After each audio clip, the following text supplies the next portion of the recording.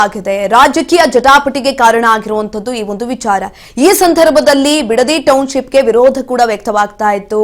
ಅಲ್ಲಿರುವ ರೈತರು ನಾವು ಪ್ರಾಣವನ್ನ ಕೊಡ್ತೀವಿ ಆದ್ರೆ ಯಾವುದೇ ಕಾರಣಕ್ಕೂ ಜಮೀನನ್ನ ಕೊಡೋದಿಲ್ಲ ಅಂತ ಹೇಳ್ತಾ ಇದ್ರು। ಬಿಡದಿ ಚಲೋಗೆ ರೈತ ಸಂಘಟನೆಗಳಿಂದ ಕರೆಯನ್ನ ಕೊಡಲಾಗಿದೆ। ಬೆಳಗ್ಗೆ 11 ಗಂಟೆಗೆ ಪ್ರತಿಭಟನಾ ಸಭೆ ಆರಂಭ ಆಗುತ್ತೆ। 15ಕ್ಕೂ ಹೆಚ್ಚು ಜಿಲ್ಲೆಯ ರೈತರು ಮುಖಂಡರು ಈ ಸಭೆಯಲ್ಲಿ ಭಾಗಿಯಾಗ್ತಾರೆ। ಬಿಡದಿಯ ಬೈರಮಂಗಲ ಗ್ರಾಮದಲ್ಲಿ ಸಭೆ ಇದೆ। ಟೌನ್ಶಿಪ್ ಅನ್ನ ವಿರೋಧಿಸಿ ಇಂದು ಬಿಡದಿ ಚಲೋ ಆಗ್ತಾ ಇರುವಂತದ್ದು, ಅದಕ್ಕೆ ಕರೆಯನ್ನ ಕೂಡ ಕೊಡಲಾಗಿದೆ। ಬಿಡದಿ ಚಲೋಗೆ ರೈತ ಸಂಘಟನೆಗಳಿಂದ ಕರೆಯನ್ನ ಕೊಡಲಾಗಿದೆ। ಬೆಳಗ್ಗೆ 11 ಗಂಟೆಗೆ ಪ್ರತಿಭಟನಾ ಸಭೆ ಆರಂಭ ಆಗುತ್ತೆ। 15ಕ್ಕೂ ಹೆಚ್ಚು ಜಿಲ್ಲೆಯ ರೈತರು ಮುಖಂಡರು ಭಾಗಿಯಾಗ್ತಾರೆ।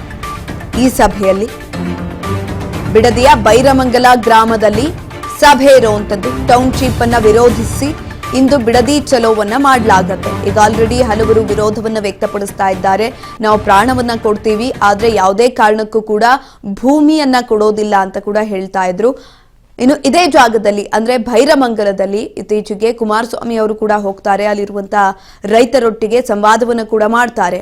ಓಪನ್ ಚಾಲೆಂಜ್ಗಳನ್ನ ಹಾಕಲಾಗುತ್ತೆ, ಸವಾಲ್ಗಳನ್ನ ಹಾಕಲಾಗುತ್ತೆ, ಪತ್ರದ ಮುಖಾಂತರ ಸವಾಲ್ಗಳನ್ನ ಹಾಕಲಾಗುತ್ತೆ।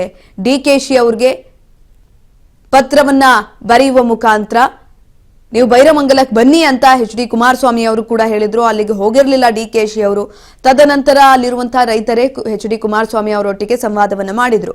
ನಾವು ಯಾವುದೇ ಕಾರಣಕ್ಕೂ ಕೂಡ ಬಿಡದಿಯಲ್ಲಿ 1 ಇಂಚು ಜಾಗವನ್ನು ಕೂಡ ಬಿಟ್ಟುಕೊಡೋದಿಲ್ಲ ಅಂತ ಹೇಳಿದ್ರು।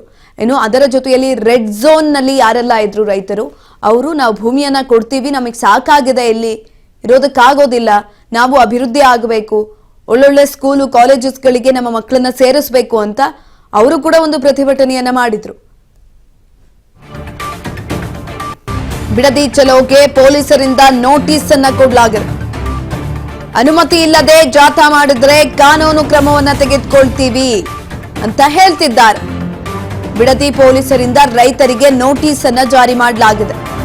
ಪೊಲೀಸರಿಂದ ನೋಟಿಸ್ ಜಾರಿ ಮಾಡಿರುವಂತದ್ದು, ಅನುಮತಿ ಪಡೆದುಕೊಳ್ಳದೆ ಜಾಥಾ ಏನಾದ್ರೂ ಮಾಡಿದ್ರೆ ಕಾನೂನು ಕ್ರಮವನ್ನ ಎದುರಿಸಬೇಕಾಗತ್ತೆ, ನಾವು ಕಾನೂನು ಕ್ರಮವನ್ನ ತೆಗೆದುಕೊಳ್ತೀವಿ ಅಂತ ಹೇಳ್ತಾ ಇರುವಂತದ್ದು।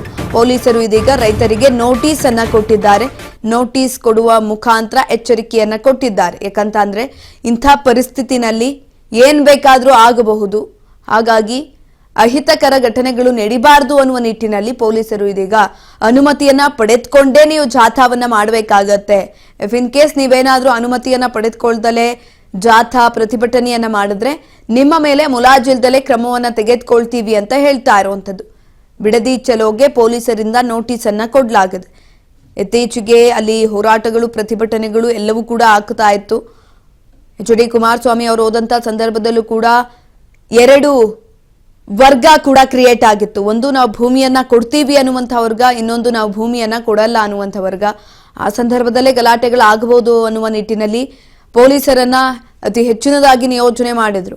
ಇವಾಗ ಯಾರಿಗೂ ಹೇಳ್ದಲೆ ಕೇಳ್ದಲೆ ನೀವು ಜಾಥಾ ಮಾಡ್ತೀರಾ ಅಂತ ಅಂದ್ರೆ ಯಾವ ಸಂದರ್ಭದಲ್ಲಿ ಏನ್ ಬೇಕಾದ್ರೂ ಆಗಬಹುದು, ಹಾಗಾಗಿ ಅದಕ್ಕೆ ಅನುಮತಿಯನ್ನ ಮಾಡಿಕೊಡೋದಿಲ್ಲ ಅನ್ನುವ ನಿಟ್ಟಿನಲ್ಲಿ ನೀವು ಜಾಥಾ ಮಾಡ್ತೀರಾ ಅಂತ ಅಂದ್ರೆ ಅನುಮತಿಯನ್ನ ಪಡೆದುಕೊಳ್ಳಲೇಬೇಕು ಅಂತ ಇದೀಗ ಪೊಲೀಸರು ನೋಟಿಸ್ ಅನ್ನ ಜಾರಿ ಮಾಡಿದ್ದಾರೆ, ರೈತರಿಗೆ ಎಚ್ಚರಿಕೆಯನ್ನ ಕೊಟ್ಟಿದ್ದಾರೆ ಮುಖಾಂತರ।